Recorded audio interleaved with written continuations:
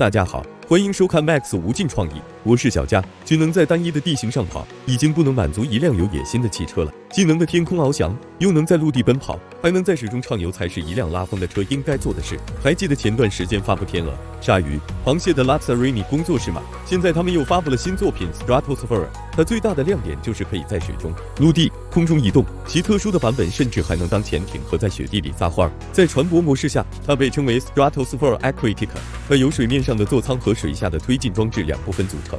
其座舱采用球形设计，直径 1.65 米，可容纳2人，由超轻碳纤维制作而成。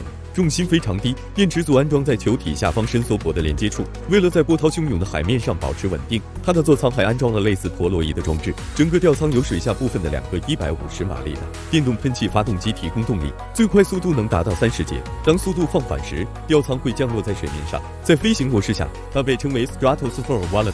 球形座舱底部以下的装置则会取消，取而代之的是在顶部安装了4个飞行旋翼的装置。此时它将变身成 eVTOL， 不仅有大容量电池组提供能源，还有顶部的太阳能装置为其提供电力。这时的它能以每小时250公里的时速在空中飞行，可以轻而易举地将2人送达目的地。看着 Stratosphere Volatile 在空中悠然自得的样子，像便秘一样被堵在陆地上的我们，也只有羡慕嫉妒恨的份儿。而且据官方表示 ，Stratosphere 也可以在陆地上奔跑。为什么行驶在地面上？驰骋并没有透露过多细节。不过这花辆豪车的钱就能囊括海陆空3种交通工具，这效果我相信它也算独一无二了吧。